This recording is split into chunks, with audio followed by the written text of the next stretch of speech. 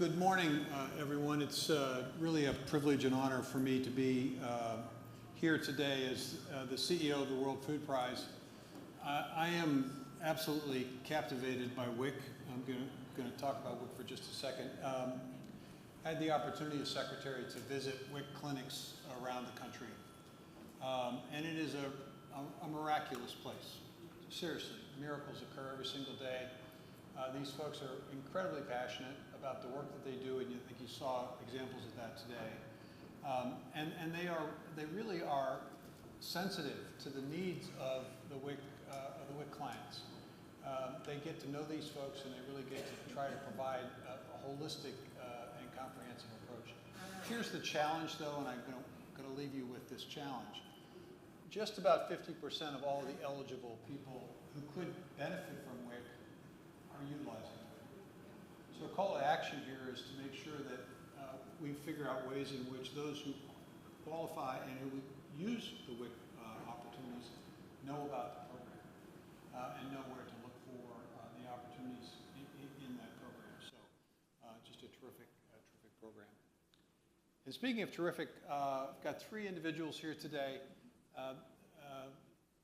one of whom I know quite well. Patty Montague. Long time.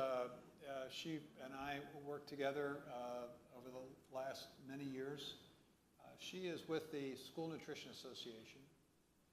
These folks represent about 50,000 people who are in schools across the United States who do an extraordinary job of providing nutrition to youngsters during the school day. These are the folks who man the lunch lines and the breakfast lines and make sure that kids at school get the nutrition that they need, and a fierce advocate on behalf of all those professionals who work in our schools. So certainly honored to be with her today. Kelly McMahon, I would be remiss if I didn't acknowledge how honored I am in the midst of someone who teaches. I'm married to a classroom teacher. I know you are. Yes. Kelly is a teacher, but more importantly, she's a kindergarten. And if Christy were up here, she would tell you that the idea of being a kindergarten teacher was just not something she was up to do. She became a middle school teacher, which is, I think, is a challenge in and of itself. Also challenging. Hats off to you. But Kelly teaches at Hoover Community School in Cedar Rapids, and she's also the vice president of the Iowa State Education Association. So she joins us today, and I think you'll hear from her about the importance of proper nutrition. And finally, we're joined by Aaron Dworkin, who's also a friend, someone who is in charge of a very important association. He's the CEO of the National Summer Learning Association. And this is an association that's really committed to kids having educational opportunities and experiences during the summer months, and he, I think, understands and appreciates the role of proper nutrition during those summer months.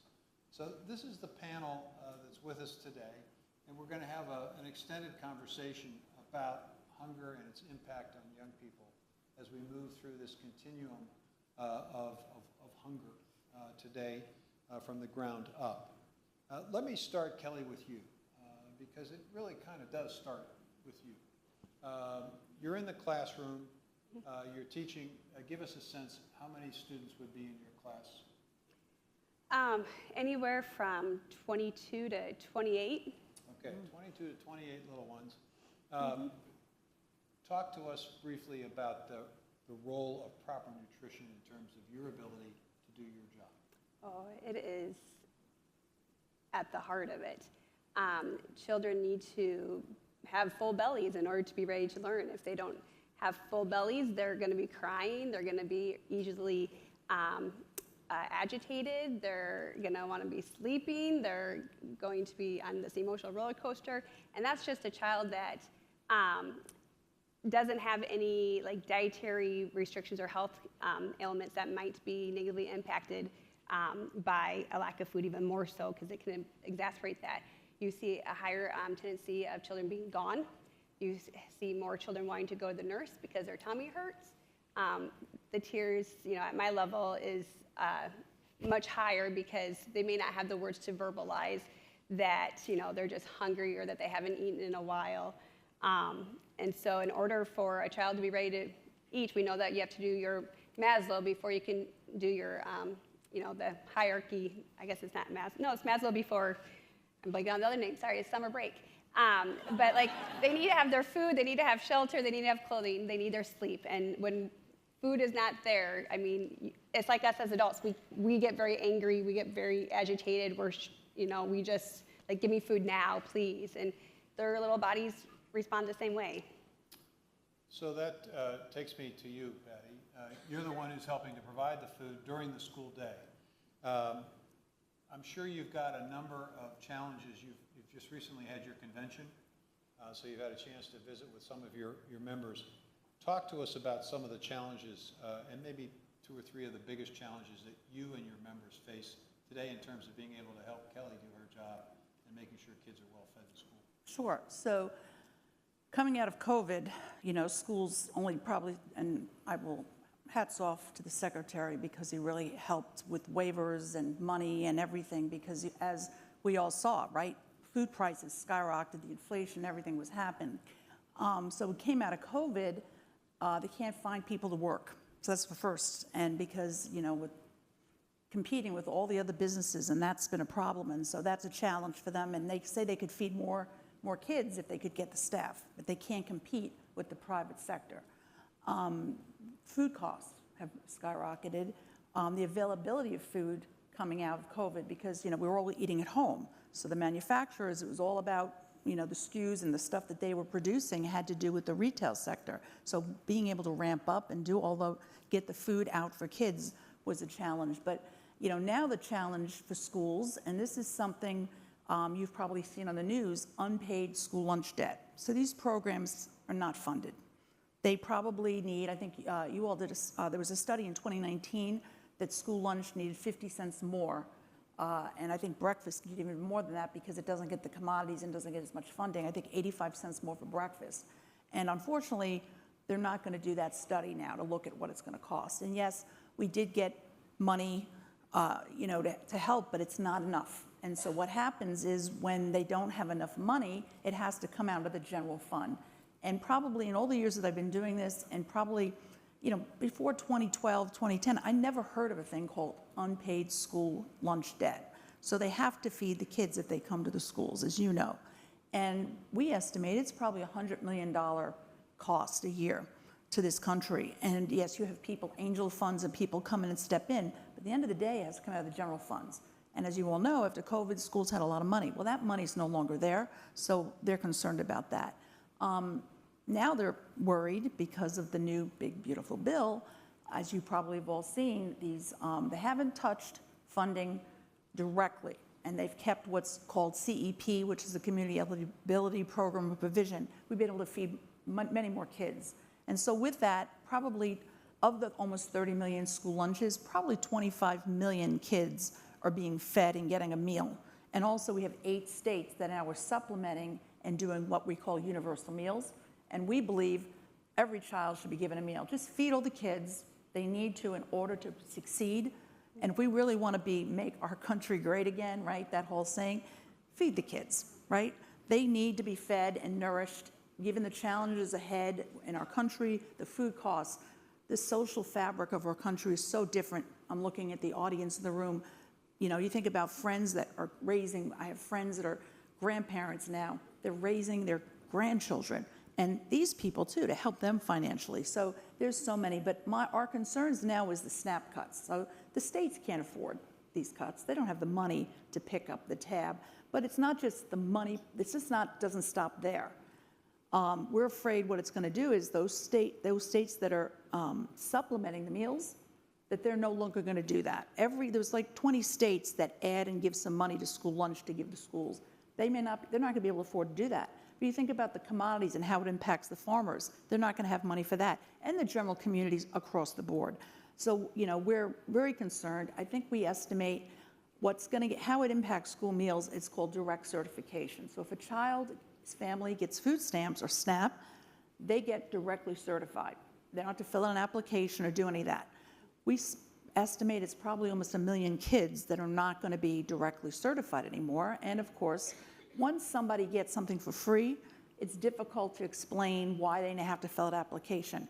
Unfortunately, even families who are now citizens are afraid to fill out those applications because of the atmosphere in our country and what is happening. So we have many of these concerns.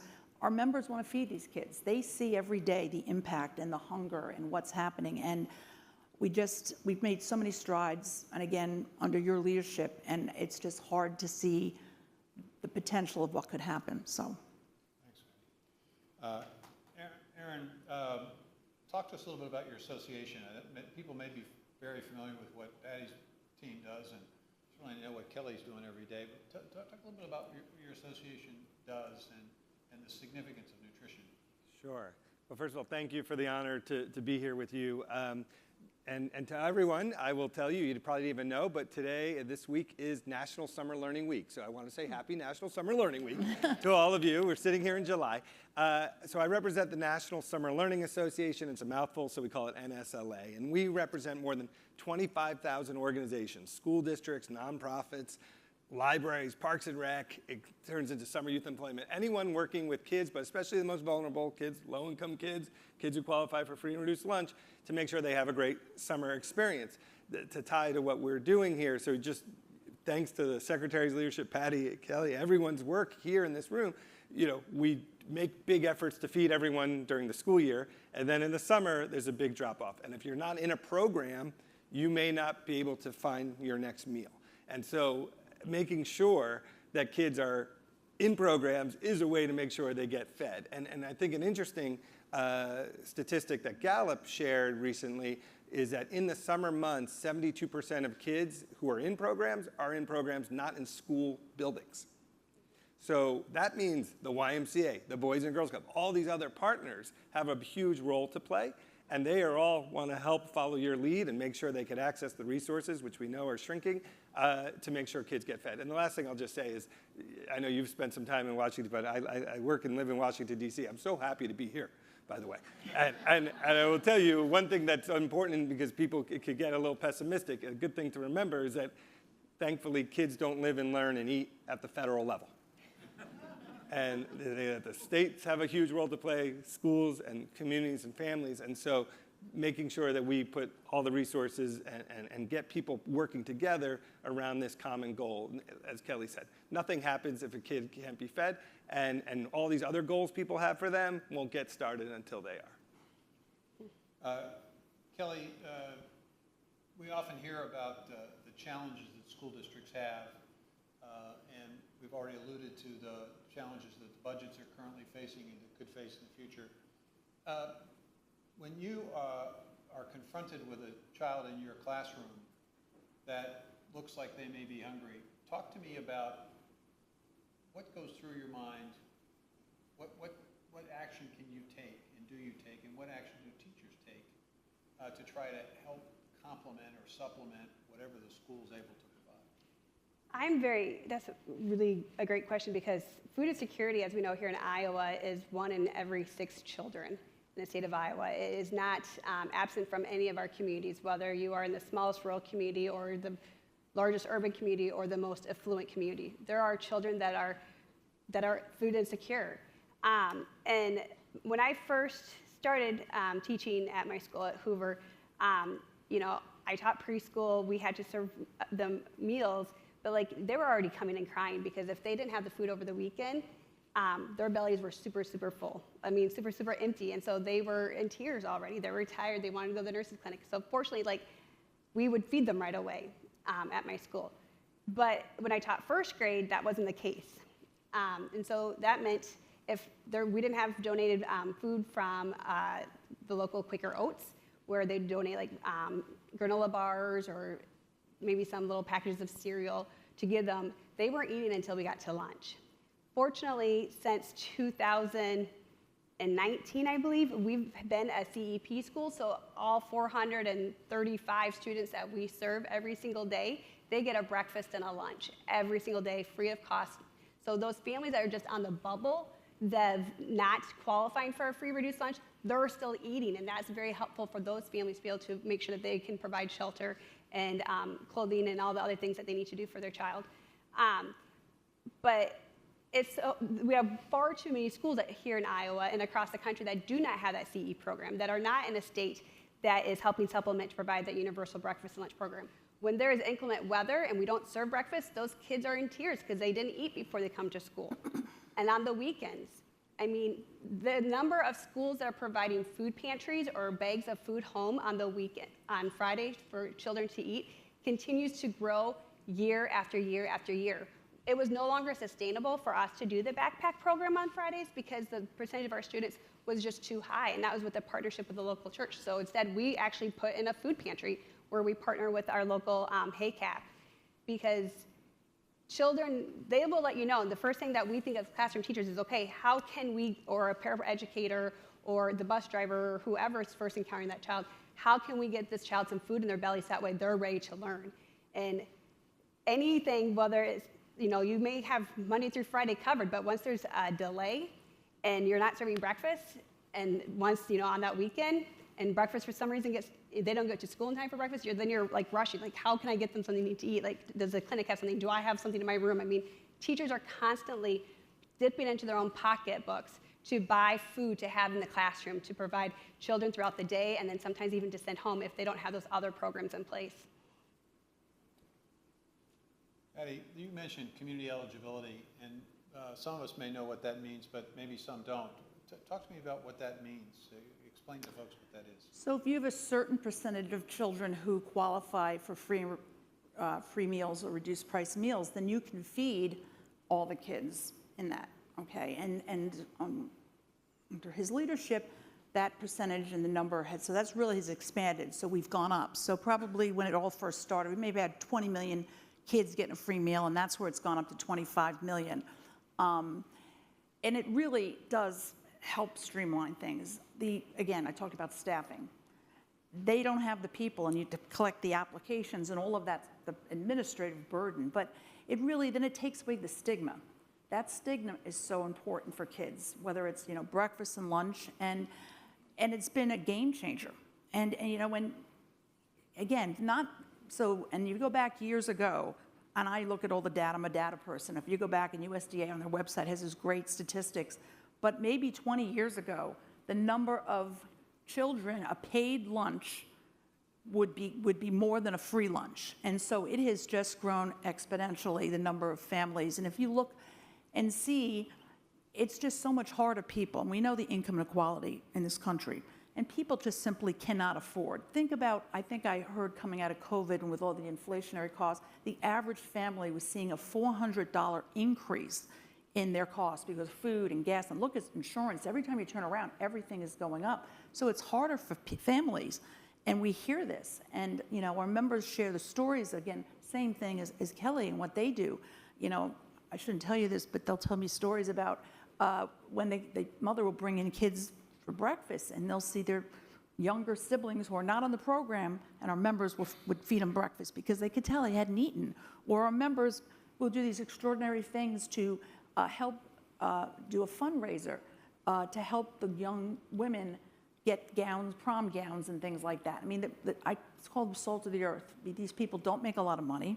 Some of them could be on SNAP programs themselves, and they do this because they care so much about the kids and feeding the kids.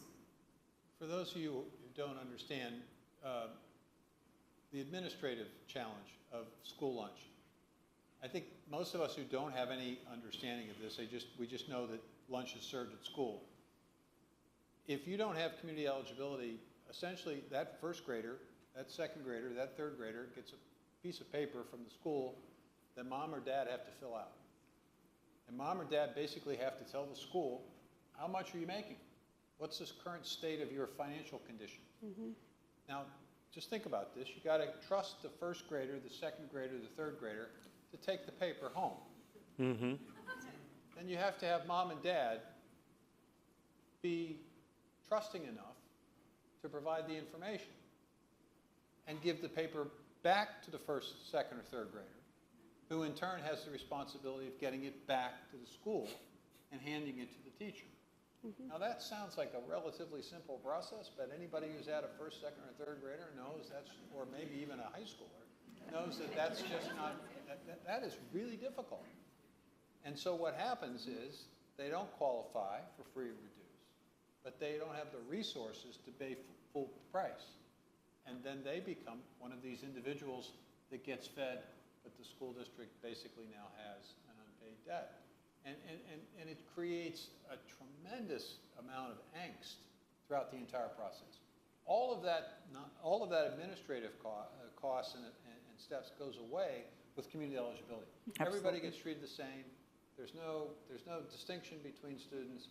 There's no need for papers to come back home. There's no need for mom or dad to be a little bit concerned about, do I really trust these people with this information?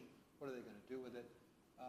So it really does help. So one thing that people can do in their community is to determine whether or not their school district or schools in there could qualify, and encourage school boards and administrators to embrace this option, because at the end of the day, it'll mean more kids are fed. Absolutely. It's life-changing for those children to have gone from not having that to having it. I mean, our children are getting food every single day, every single child, and there's no concern of lunch debt that then can lead to bullying because they're not getting to choose what they want. They only get the sun butter option. I mean, there's so many things that this program solves, so many problems. Sorry. But that's 180 days. You're lucky you get something during the weekends. But we go back to summer. You got 25,000 organizations, but even 25,000 organizations, you're talking about 25 to 30 million kids. Right. Right? So one of the reasons we established the Sunbuck program, which was designed to give parents a little bit extra cash to be able to purchase more food during the summer months. Talk to me a little bit about the link between your association, 25,000 organizations that are part of it, and that Sunbuck program. Well, it was a huge thank you for your leadership on that. Thank you for your investment on that. And one thing I always took from you, Secretary Vilsack, is like it's good for us to remember that this is a solvable issue within our power as a country and a community. And so those investments in making more funds available for families to purchase more food over the summer was huge. We are a good distribution network. With those 25,000 organizations, like I mentioned, what they could do is get this information out. They could tell people where to go. They could help people access it. These are the folks who see kids and parents every day. And how do they leverage that? And I think one thing that by you making more resources available, it's unfortunate we do have a lot of resources sometimes. We always want more. We don't always have enough. Sometimes it goes up, sometimes it goes down. But when you collectively look at what's available, but sometimes we have this kind of distribution, communication challenge. People don't know about it, so they don't access it. You're just describing the whole kind of application process that's so, I don't want to call it backwards, but there's got to be a better way. And I think with technology there is. So I think some of the resources, the Department of Agriculture, our country has made, it got very close. I was listening to some old speeches of yours when you talked about the statistics and bringing down childhood hunger percentages. It was within eyesight of kind of really negating this as a challenge. And so we could get back to that. I just think like one thing, as you keep saying, Kelly and Patty also, is like, we give kids everything that we believe they need to learn. We give them a chair, we give them books, we give them pens, we give them laptops, we give them good boards and trained teachers. It's like, why would we not just give them meals? And I think we need to kind of explain that sometimes and just kind of get under. You do all the time, but I think there's a lot of people who don't kind of always hear that. And it's kind of when we talk about some of the other audiences that we need to engage are the people who don't qualify for these meals. And you know when they're most upset? When there's a snow day. And when do they find out that it's going to be a snow day? Maybe it could be very soon, right before school. And they get so up in arms. And I see this all the time. They're like, why did the district not announce this sooner? And we should know, and they should know. And everyone's upset. And it's because the superintendent is trying to do everything in their power to make sure that they don't cancel school so they can be fed. Now, they don't always come out and say that. But that's the thought process. If you talk to any school district superintendent about why they're about to cancel at the last second. And so I think there's an assumption of how important this is. There's an assumption of how committed we are, which we know, but we can't take a break from kind of explaining from point A why this matters so much. The associations and the entities that belong to your association, do they, do some of them, or many of them, do they also utilize the summer feeding program at USDA where they get reimbursed for the meals? Yes, 100%. Talk to me a little bit about that. Well, there's all these programs, and we want to make sure, how do people get the budget to pay for the food and to offer the food. So again, the USDA had these programs. It is, you got to comply with it. I know we want to make sure everyone's being honest about that. So they are participating in that, and there are locations where people go to pick up meals. Sometimes what we'd like is to not just go pick up a meal, but also to participate in a program. If you're going to go all the way to a building somewhere in the summer, and let's make sure that you do it. We see, their schools obviously are the locations. The Parks Department is one of the largest providers of meals in the summer. They are proud of that. I'm proud of them for that. But again, maybe not something that people always think about. And so the resources, again, you made available, they're able to access and go back to our libraries. And then as kids get older, it becomes summer jobs, summer youth employment. Almost many big city mayors, for whatever reasons, their signature initiative around kids is around summer youth employment. They put their names on it sometimes. Mayor Rahm Emanuel's summer jobs program. Okay. And they'll have tens of thousands of kids. Those jobs matter. They need to make money. That comes back. They help support their families. But it's also a place to get fed, and they're able to access some of the resources, again, from the federal level. So many people want to participate. The last thing I just want to say on this is, like, when you think about a low-income kid in a family, we have so many people approaching them with services and supports. Now, I would argue, this is the most important. But then, so they say, do you need a meal? Yes. Then the next person, do you need a jacket? Do you need a laptop? Do you need a mentor? Do you need a job? And now everyone comes back to them and say, fill out a survey and tell me if you liked it. There's got to be, this is a local coordination and collaboration challenge we have, because we know who the families are, we know where they are, we have the programs, we have the services. Sometimes in different administrations, it's more of a priority than others. Sometimes we have the resources, but we want to always get more. But again, when you add up all the people and all the groups and all the good intentioned folks that are trying to reach these same families, that's where I have hope that we could kind of make sure they get fed and supported. Well, that's a good action item for folks to go back to their communities to basically begin the process of identifying all the programs there are during the summer, for example, and are those programs fully and taking full advantage of whatever nutrition programs there may be. USDA will reimburse for the meals that are served in those specific locations. I can't remember what the reimbursement rate was, but it was enough that you could actually provide a decent meal to the young person. So there's an opportunity here for community organizations to organize and to create an understanding of the comprehensive nature of services that may be available. That's a great to-do, Aaron. Thank you for that. Terrific. So I want to put you all in a position, and Aaron's comments about Mayor triggered this. Yeah, I think we do sometimes forget the power of local government and the capacity of us to impact our mayors, our supervisors, our county officials. Pretend that you've been asked to speak to a mayor or a school board member or a county supervisor about any aspect of nutrition, and you're going to go to this policymaker and you're making the pitch for what? What are you making the pitch for, Patty, and what do you say to them?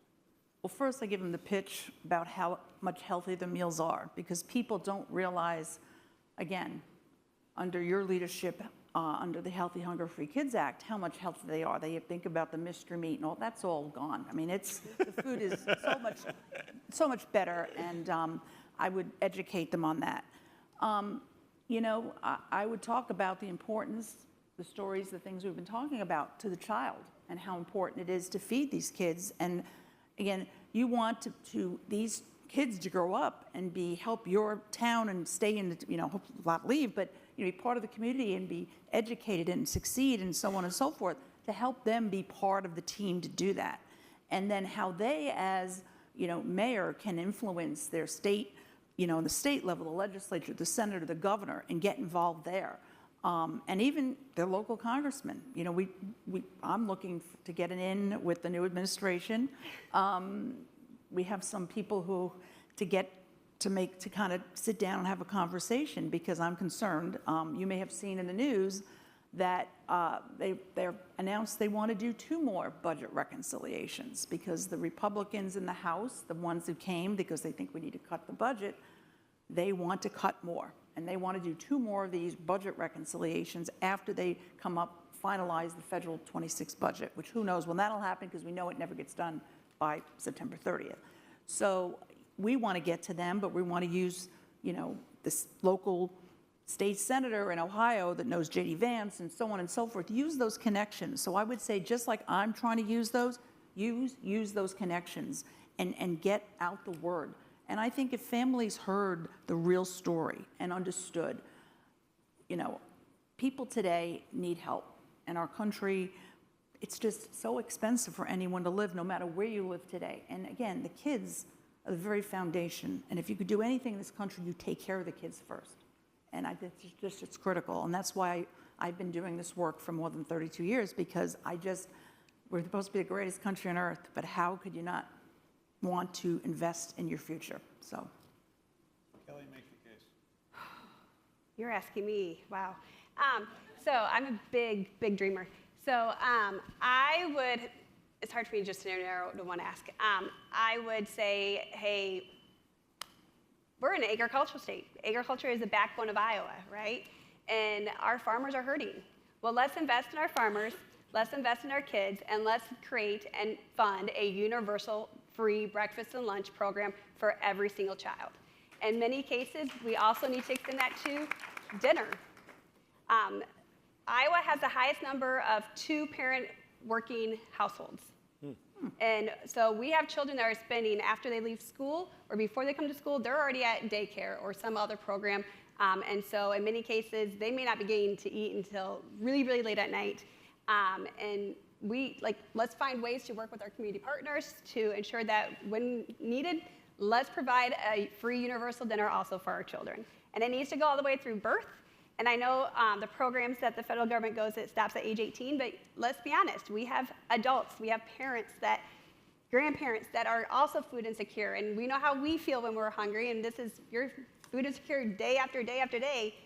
Children feel that stress. That affects their brain development. That affects how they socially, emotionally develop their skills, because it's what they're modeled. So I'm going to shoot for the moon, and I'm going to say, let's feed everyone, and let's figure out how to support our farmers by doing that, because if we're using our farmers to grow our food and produce our food, well, they're going to benefit from it, and our kids are going to benefit from it, and our communities. And Iowa will be a great place where everyone wants to come and live because we invest in people.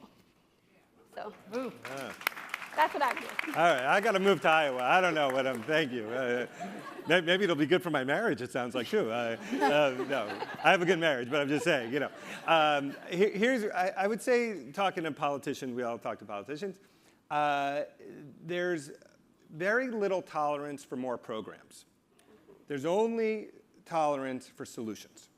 So you could be a program provider, that's not good enough. You could be a great program. You have to be a solution provider. In a time when there's more crises and more challenges and there's fewer resources, the only thing a politician or a decision maker has time for, well, what is going to be the most return on investment here?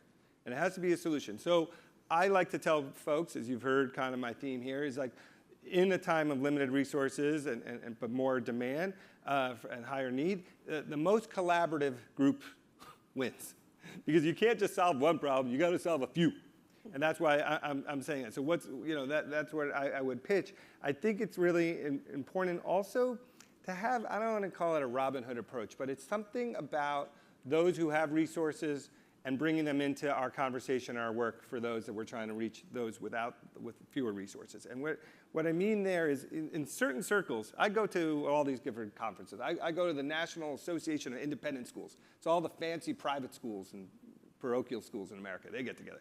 You know what they talk about food? They talk about food waste.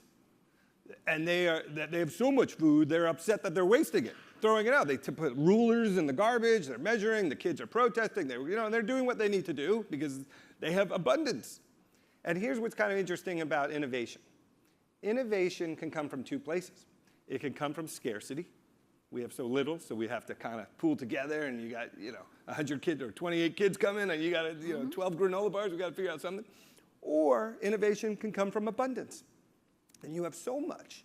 What new thing are you going to do? What new thing are you going to do that's going to help the kids and help the world and help the families that's different than you did last year and different than the school? And I just kind of want to, when you brought in the tent and kind of come back, you realize we have so many allies, right? Steph Curry right now, I want to give him a shout out. Man, I don't know if you've interacted with his Eat, Learn, Play Foundation secretary out in the Bay Area, but they are trying to fill this gap of funding and school districts not having as much funding for food. And his foundation, he's a basketball player who is providing all the meals in the summer programs in the city of Oakland right now to all the kids. Now, does he know that he should be at this summit? I don't know, probably not. But it's like, this is something he cares about, and we could bring him in. And I visit programs I just want to share too when you think about it, because people could be asked to do a little bit more. And there's a program in one of the oldest day camps in America. It's in Hartford, Connecticut. It was started by the newspaper, so it's called Camp Current, Hartford Current's newspaper. It started in 1880. If you go visit this program, and I think at the time when they built it, it was in a rural area. Now it's like homes and offices all around it. But you go there, and they serve 750 kids every day, and on Fridays, every kid gets a bag of groceries to go home with for the weekend.